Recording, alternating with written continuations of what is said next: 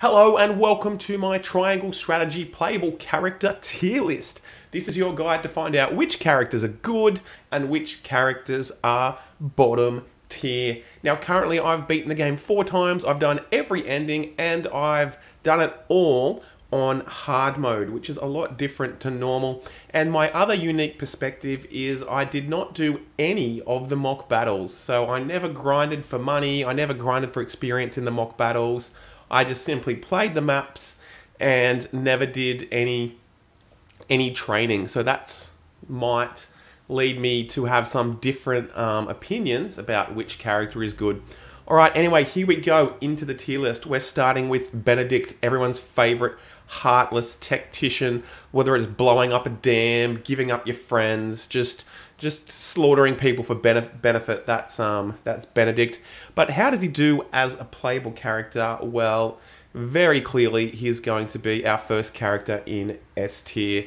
Now Benedict starts off like a Magikarp. When I first got him, I'm like, this guy, he's pretty rubbish. He's got 2 kind of mediocre buffs. He can't really attack. He can do some decent stuff with follow-up attacks.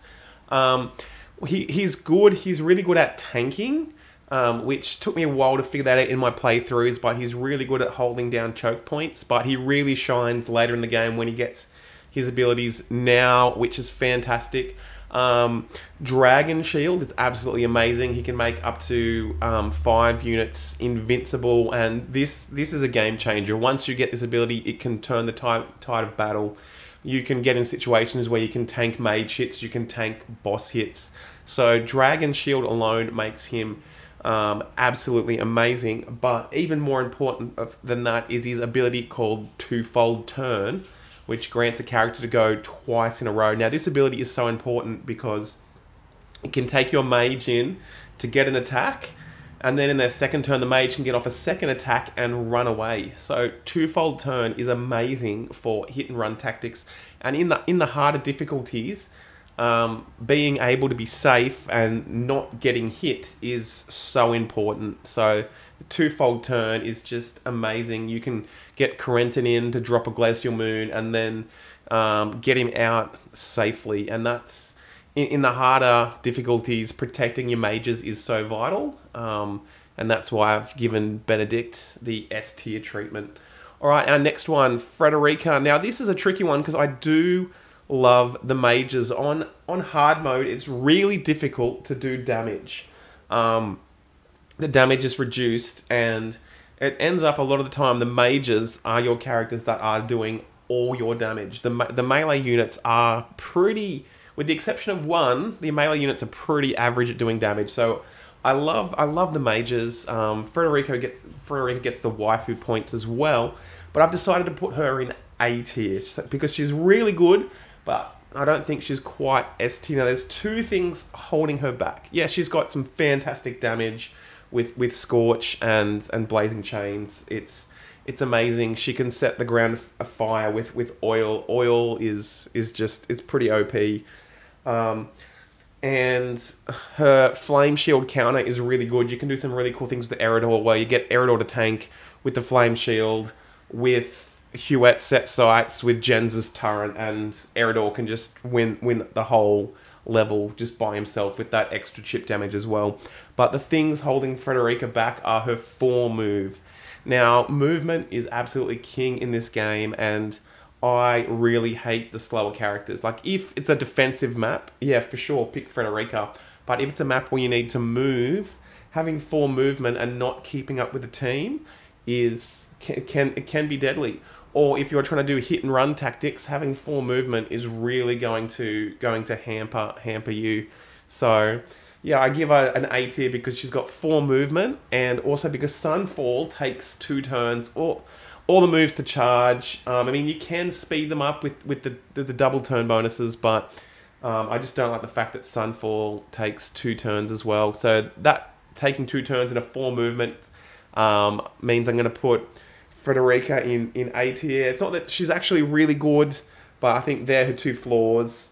But yeah, she's really good at doing damage. She can't get hit, but your mages should not be getting hit anyway.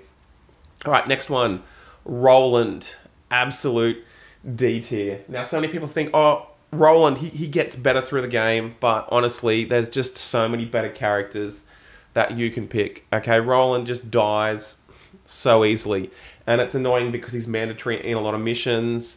And people say, you know, Rob, you're just playing him wrong. You're putting him in spots where he's not meant to be. You need to make use of his movement, and I've very tried to make use of his movement. You can make use of his ranged attacks as well, but he just doesn't deal enough damage to be considered useful. Like, if I had to pick between a mage and Roland, I would pick any of the mages anytime. Roland, he just dies. That's his thing. He just dies, and he has to be in the fray to do damage. So, like, I'd much rather a glass cannon that can shoot with range than a glass cannon that's got 0 range, because, you know, the glass is just going to be shattered. And if you've played with Roland, he just seems like a good idea, and he just always ends up dying. He does have one redeeming thing. His super attack, which ignores defense, can be decent against bosses, but yeah, there's only one melee unit that I rate in this game, and it's definitely not Roland. He's disappointed. He disappoints you at the start of the game, and then you play him at the end, you think he gets better, but no, he hasn't got better, and then he disappoints you with his ending as well. So D tier for Roland. Very, very disappointing.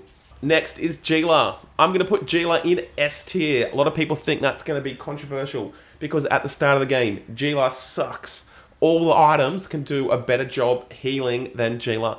But then it gets to a point in the game where the items get too expensive and Gila's healing is better than all the items. On hard mode, you are going to need healing, and it is way better that your healing is free. Now, when I played the game, I didn't do any mock battles. I didn't do any grinding for cash. So being able to use your cash on upgrades and not potions, for me, was really important. So Gila can save you the money that you need to buy all the important upgrades and skills. Now, the other thing she has besides healing, which is always important because on hard mode, you are going to get hit for a lot of damage, even if you are trying to play your best to stay out of enemy's range. But the other thing that makes the S tier is her miraculous light skill. She can cast an auto revive on one of your units. Now, an auto revive on one of your tanks is just absolutely game changing. So Eridor should be the tank, the unit that's going to take all the hits, and yeah, with miraculous light, he can come back alive again. With the resurrection earring, he can come back to life again. And miraculous light is why I've put her in S tier. This is just such a good ability, and you can cast it on multiple units. And it really just depends on the map. Some maps you have setup time. If you've got setup time, you can use a battery and Gila to cast miraculous light on like 2 or 3 units before the map even starts. So Gila, absolute S tier. All right, next up we've got Anna, and I'm gonna say that Anna is honestly D tier. Oh no, actually no, not wrong. Okay, I'm gonna move her up. C. But Anna just doesn't really do much damage at all. Yes, she can attack twice, but her 2 attacks still pretty pointless. I guess her role is more going behind the enemy lines, taking out mages, taking out healers, being stealthy. But she's just not very turn efficient. A lot of times if she's doing that, she's going to be on her own, so she's not going to be near a battery. She can't take cover forever. The enemy healers can just out-heal her poison. So yeah, she seems like this cool assassin that can assassinate things, but really she's so turn inefficient that there's just so many other things to do damage, and her utility's not that good. So yeah, actually no, I'm going to put her in C tier. When I first played the game, I looked at the tier list. People told me Anna was good. I used Anna for my first playthrough. Part of my second, no, does not do damage, does not have utility, D tier. Alright, next up we have Eridor. Eridor is easily S tier. When he gets his final ability, he can just 100% chance to infuriate, and he's invincible. Hard mode's all about not getting hit. The best way to not get your mages and high damage units hit is to is to have Eridor draw the fire. He does his job as a tank really well. When he's invincible, he's unstoppable. He can win almost every map can be beaten by him just going invincible and drawing enemy fire. So complete S tier unit. Downside, he's got full movement, but I had the movement bangle in the whole game, so that didn't matter. And he can get wrecked by enemy mages, but in some maps you just have to take out the mages first. But yeah, Eridor, easily S tier. Alright, Huette, easily S tier as well. Huette can cheese maps by herself. There's parts of the map where Huette can just outrange other units and they can't reach her. There's some maps where you find a spot on top of a bridge, a spot on top of a house, and Huette can just pick apart the field. She's can blind enemy units. She can cast shutdown on things. She's always useful. She's always doing something on a turn, doing great chip damage, shutting down the enemy. And a lot of people don't rate set sights, but I found set sights is extremely useful. If you can find a spot where Huette can't get hit, you can do set sights. So that could be a high spot on the map, or it could be while Eridor's tanking and get heaps of chip damage. So Huette, she's flying, she's got heaps of movement, she's got heaps of range, she's always useful. Not the best damage, but fantastic shutdown and always useful. Alright, Corentin, S tier, absolute S tier. In my opinion, the best mage in the entire game. Heap of damage, heap of area effect, can generate his own TP if he's on ice. Yeah, that takes a bit to set up, but absolute doable. If not, just run him with a battery. But 5 movement as well. Yeah, Corentin, if you need a damage dealer, here's your man. But also, don't forget his utility, because Wall of Ice can really slow down enemies, or the ice on the ground can really slow down enemies. And the two things I value most in the game are damage and shutdown, and he does both really well. Lots of damage with his area effect, and the ice on the map really slows down the enemies from coming to your team. So don't underestimate that effect, that the ice on the field really slows down the other enemies and buys you time to do more damage. So Corentin, easily S tier. Alright, Rudolph, I give Rudolph A tier. Archer's good, he can attack from range, and he's got his steel trap, so he can slow down enemies as he picks them off. Now, Jens and Rudolph together are amazing. Having 2 traps on the field, up to 6 traps on the field, can just really shut down things, slow things down. So he can slow down the enemy and pick them off, and he's got straight shot to do extra damage. So Rudolph, A tier.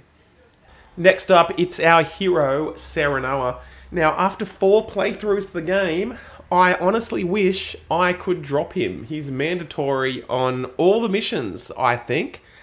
And I didn't really like using him after 4 playthroughs. It's not that he's not useful, but he's just always getting killed. You think you can tank with him, but you can't. So he doesn't really have much of a ranged attack. Yeah, Hawk Dive is pretty good. Like, you can use Eridor to draw fire away from him. He can give TP to everyone else, which is really good. His shielding stance can actually help your allies, but he just can't really do much damage. Like, I wish his sweeping strike did a lot more. So many times you can line him up for a good sweeping strike, but then he does no damage and just absolutely gets surrounded. So, like, in hard mode, charging into the battle is just not good unless you're Eridor. So that's why I'm going to give him B tier. Yeah, he's got a lot of utility. He can help the team out. He can tank a little bit with shielding stance, but honestly, I just found him dying too often. So sorry, Sqaure, B tier. All right, next up we've got my mate Julio. He gets A tier. Now, batteries in this game are always good, because without batteries, your mages are doing nothing. Or your high damage characters, your high utility characters might have to recharge. So any character that can provide battery to another is fantastic. And Julio combined with the mages can deal a crazy amount of damage. He's not S tier because there's one other character on this list that can do a way better job being a battery than him. Honestly, you're probably not going to use him that much depending on your playstyle because Medina is just such a better battery. But there were some missions where I ran both batteries and it was needed. Alright, next up, Hasabara. I'm going to give her a C. Like, yeah, she's a generalist. Her heals, okay. Her area of effect attack is okay. The only thing that's interesting is a catapult. Yeah, that was quite helpful to throw Eridor into the mix so he can draw fire. That's kind of a good combination, but apart from that, she's kind of does a little bit of everything, but she's excellent at nothing, so C tier. Alright, Nav. Now, Nav I found to be the worst of all the mages, but I'm still going to give him an A tier just because he's a mage. So, my argument is, why would you pick Nav when Frederica does better fire, Corentin does better ice, Azana does better electricity? So the only reason I picked Nav, well, actually, I just picked Nav because he's a mage. But if I need 3 mages on a mission, I don't pick Nav. But if you need a 4th mage, yep, pick Nav. He's still A tier. He still does damage. Like, very rarely are you gonna like try to match the you know, the enemy's weakness to your mage. It just doesn't happen that often. Yeah, he's got some okay spells, but the other mages are better. But he's still A tier because he's a mage and he can deal damage. He can get it done. Alright, Gens. Now, Gens is very map dependent. So on a flat map, I would not pick him. But on a map with hills or drops, I would 100% pick Gens. Now, my rating for him, do I take that into consideration? And I'm just going to say, I'm just going to rate him on the maps I picked him. On a flat map, I would not pick him. But when I did pick him, he is clearly A tier. Why? Because his spring traps can just shut down enemies so easily. Oh, you know, you're on a high position, your spring trap can just stop enemies from getting to you, buying you turns to get the damage. You're on a bridge, you can knock enemies off the bridge. There's some maps where, you know, you can trap a boss in a circular loop where the boss walks up the steps, you knock the boss off the steps. The boss walks up the steps, you knock him off the steps. Gens can kill bosses alone by himself with the string trap. Now, the ladder is an amazing utility. You can open up high spots on the map. You can take shortcuts. You can save time. Ladders do amazing work. You can do ladder hit and run tactics where you climb the ladder, you shoot, and then next turn you shoot, and then you hide back behind the ladder, and you hide back behind the hill, and you re-heal.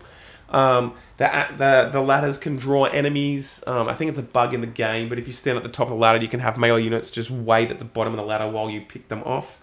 Slumber Strike is pretty decent as well. So yeah, Gens' utility clearly gets him in A tier.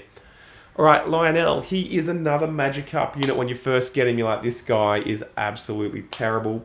But when you unlock Endless Speech and Golden Opportunity, he does an amazing job at shutting down the battlefield or dividing the battlefield into manageable chunks. So if you are rich, Lionel is amazing. Golden Opportunity just can easily turn the tide of battle in one moment. So if you're playing the game well, you should be really trying to slow down the enemy, shut down the enemy, divide the enemy up, divide and conquer. And if you need someone to divide and conquer the enemy for you, Lionel can do that. Yes, he's not going to be dealing damage, but he's going to be able to chop the enemy up into pieces that you can easily take off and kill. Alright, Piccoletta, D tier. Yeah, her decoy's okay, but like there's way better units that can do shutdown on the battlefield, and her damage is terrible, and I didn't really like using her. D tier. Alright, Medina, A tier. Her giving TP when she heals, absolutely amazing. She's one of the best batteries in the game. She can just absolutely fuel all your units to do their best attacks all the time. So complete S tier character, best battery in the game. If you want your powerful hitters to do more powerful hits, pick Medina. What can I say? Yes, she costs money. And I said that about Gila. I said she's A tier because she saves you money. Yes, Medina costs money to run. I do get that, but I think it does pay off. Like in a battle, you might use 10, ranged recovery pellets for like $7,500, but that's you'll make that money back in most battles. So yeah, she's definitely worth the cost in the turn efficiency she provides, and she can literally turn the tide of battle by helping your units recharge quicker. Alright, Azana, another mage. I love mages because they're the ones that do damage, but yeah, she's clearly S tier for her Rite of Lightning spell. It does a heap of damage, 60% chance to paralyze. So, as I said, like, the two best things in the game for me are damage and shutdown. That's why Corentin's A tier. That's why she's A tier. She can damage the enemies, 60% chance to just shut them down so you can focus on something else. Now, all her other spells I really don't rate. They're not that good. Her weapon skill, it sounds amazing on paper. It rarely hits. Yes, you can do the stop time with Quahog and make it hit 100% of the time. I guess that's another reason why she could possibly be an A tier for cheese strats as well. But damage, shutdown, A tier. What can I say? All right, next. Archibald. Now, on a defensive map, he's amazing. On a map where you have to move, he is so frustrating. 4 move, 2 jump. So on a defensive map, his capability is way better. If you have to move him, he's an absolute pain in the butt. But he does have a crap ton of range.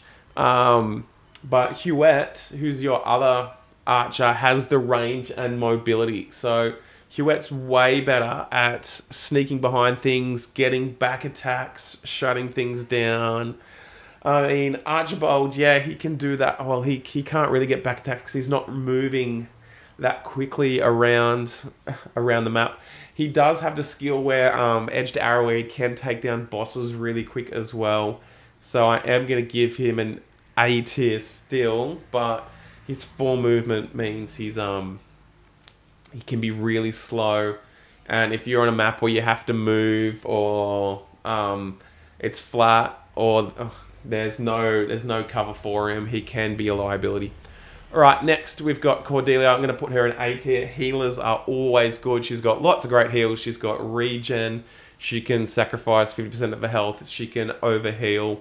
Healing is always good. It's going to save you money from buying all the potions.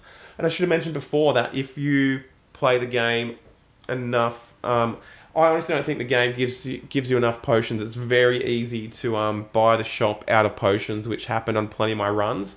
So that's why you need healers, because you can't always rely on potions. So she's A tier. I'm not going to give her S tier like Gila, because Gila's got Miraculous Light, but she's great at she heals. She's great at what she does. Yep, definitely A tier. All right, Travis. Oh, I'm so sad because he looks so cool, but he just doesn't live up to expectation. It takes so long to unlock him. Oh, not so long, but it depends on which route you went down. But yeah, just pretty lackluster. Can't deal much damage. Goes into the fray, just dies. To fix Travis, they need to make his mug ability steal superior iron. Like, getting those superior resources is so frustrating. If he could mug people to get a decent amount of superior iron or superior things, he'd be great. But apart from that, C tier. And same with Trish, C tier as well. Like, I just can't see the reason why you wouldn't pick Archibald or Huette. Just not as good. All right, Milo. Milo is clearly an S tier unit. So again, damage, not that good for damage. I mean, she does have the strike against shielded units. The magic attack is quite good. Her poison, okay, but Heartstealer and Power of Love, definitely. Tempt is such a powerful ability, and she's so good at shutting down the battlefield. So if you ever need someone for crowd control, it's Milo. Milo just has the movement with the moon jump as well. She can move in, shut down a large chunk of enemies, or run away. So your mages and Eridor can go do their work. So definitely S tier, super high mobility, super important shutdown, and she can flank as well to take out like the enemy's mages or the enemy's healers. So yeah, clearly S tier for Milo. All right, the Dawn Spear, Maxwell. So Maxwell is what Roland should have been. Roland, if you trained harder, you could have been like Maxwell. I'm going to give Maxwell a B tier. I like the fact he's got high movement. I like the fact he can jump. I do like his massive, big, powerful attack. But then a lot of the times after he's done that attack, you have to get him out of the fray. So you have to do like a twofold turn or in tandem. So yeah, he can do a lot of damage. But again, he's up there in the midst of battle. Yes, he's got the resurrection ability, which is nice for him to come back. But again, he just doesn't have the tankiness to survive the fray, and he doesn't have the damage to like kill the things that are threatening him at once. So he's great. He's great for cleanup, but he's just not that big of a damage dealer and can die pretty easily. So B tier. All right, next, Flanagan. My opinion on Flanagan changed a lot during my later playthrough of the game. At first, I thought Flanagan was clearly a C tier, but I'm going to give him an A tier because tanks in this game are really good. Tanks can protect your really important units. Now, at first, I hated the fact that he takes extra damage from arrows, which he does, but it's actually not that much. If you get hit by an arrow, it doesn't matter that much. And him and Eridor are two different types of tanks. Like, Eridor draws fire from everyone else, which I think is a better form of tanking, whereas Flanagan can protect other people, which can be useful. But the fact that he's on wings, he's got high mobility with aerial assaults. He can shut down small targets with shield batch, but he does his role really well of holding chokes, holding the enemy back, distracting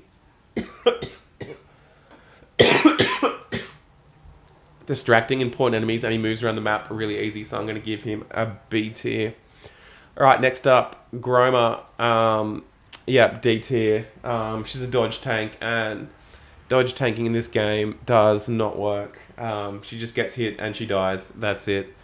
If she dodges, gee, that's great, but, you know, just doesn't happen. So, D tier, unplayable.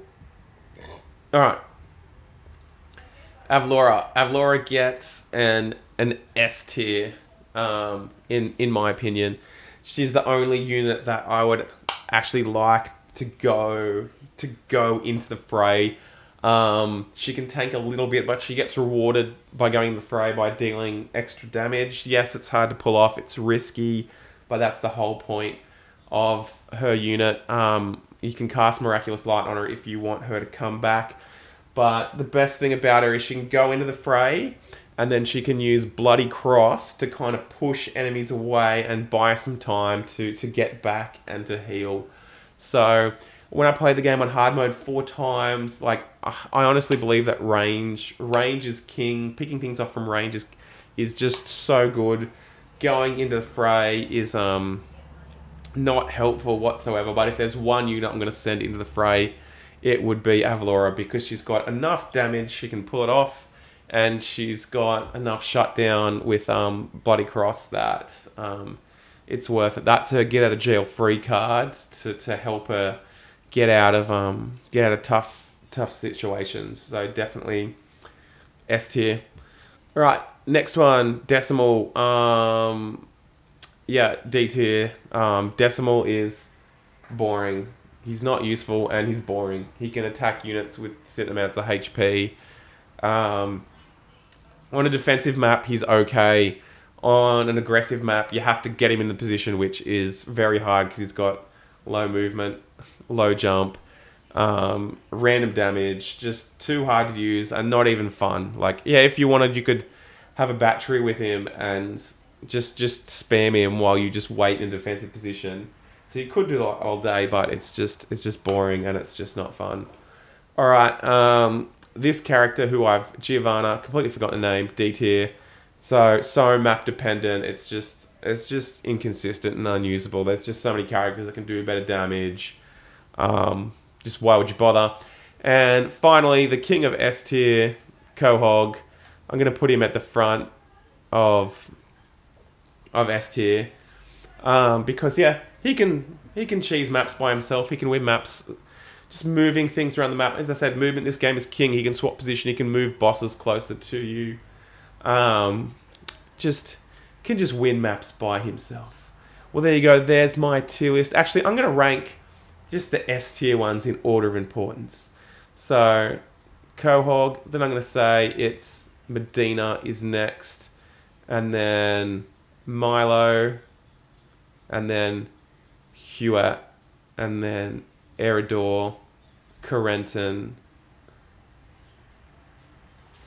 Fat talky guy. Avlora. Gila, Jens, Azana. Well, there you go, guys. That was my tier list. Remember, I played the game 4 times on hard mode, and I didn't do any mock battles. Yeah, it's not a very balanced tier list, but I don't care. That's my experience with the game. What do you think?